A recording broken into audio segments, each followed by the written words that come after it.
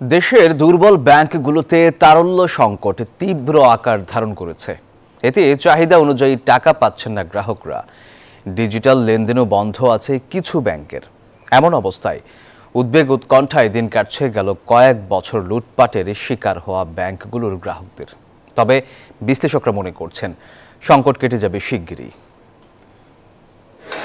গেল কয়েক বছরে দেশের ব্যাংক খাতে চলেছে ব্যাপক লুটপাট, যেখানে এগিয়ে ছিল এস আলম গ্রুপ, ইসলামী ব্যাংক, সোশ্যাল ইসলামী ব্যাংক, ইউনিয়ন ব্যাংক, আল আরাফা ইসলামী ব্যাংক সহ বেশ কিছু ব্যাংকের নিয়ন্ত্রণ ছিল শিল্প গোষ্ঠীটির হাতে, যার সুযোগে নামে বেনামে ঋণ নেওয়া হয়েছে এসব ব্যাংক থেকে। এনজিওর কিস্তি প্রথমবার বিকাশ পেমেন্ট করলেই 20 টাকা ইনস্ট্যান্ট ক্যাশব্যাক। লুটপাট চলা এসব ব্যাংকের পর্ষদ পুনর্গঠন করলেও এখনও কাটছে না তারল্য সংকট। এখনও গ্রাহকের চাহিদা অনুযায়ী অর্থ দিতে পারছে না অনেক ব্যাংক।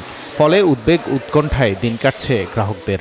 আমি যখন ব্যাংকে আসছি তখন আমি ক্রাইসিসের এটা জানতাম না, আমার প্রয়োজনেই আমি আসছি। পরে জানতে পারছি যে ব্যাংকে নাকি একটু ক্রাইসিস চলতেছে। আমার 2 লাখ টাকা দরকার ছিল এই মুহূর্তে, কিন্তু আসলে এখন ইমার্জেন্সি 1 লাখ টাকা দিল আর কি। ওনারা বলতেছে যে 50,000 টাকা চেক নিয়ে আসেন ব্যাংকে।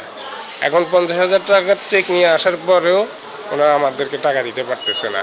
যদিও ব্যাংকাররা বলছেন আতঙ্কিত হয়ে প্রয়োজনের বেশি টাকা তোলায় সংকটে পড়তে হচ্ছে ব্যাংকগুলোকে। লেনদেনের জন্য বা স্বাভাবিক প্রয়োজনে যে টাকা পয়সা যতটুকু প্রয়োজন হয় ততটুকু উঠানো উচিত।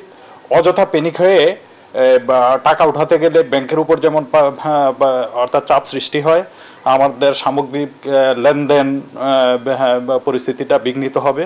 ব্যাংক দেউলিয়া হবে কিনা এমন আতঙ্কেও আছেন অনেকে। যদিও সম্প্রতি কেন্দ্রীয় ব্যাংকের গভর্নর জানিয়েছেন গ্রাহকের স্বার্থই প্রাধান্য পাবে তাদের কাছে। বিশ্লেষকরা বলছেন দেউলিয়া হলে নিয়ম অনুযায়ী অর্থ ফেরত পাবে গ্রাহক। যাদের ডিপোজিট 2 লক্ষ টাকা পর্যন্ত, তারা ইনস্ট্যান্টলি 2 লক্ষ টাকা ফেরত পেয়ে যাবে যদি ব্যাংকটা দেউলিয়া হয়। আর বাকি টাকাটা ব্যাংক এই যে টাকাটা নিয়ে ব্যাংক কি করেছে, ব্যাংক নিশ্চয়ই ঋণ দিয়েছে, তাই না, বা অ্যাসেট ক্রিয়েট করেছে।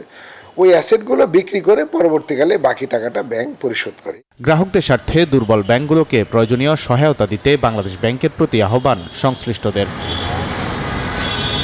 ওয়ালিদ সাকিব, নিউজ 24, ঢাকা।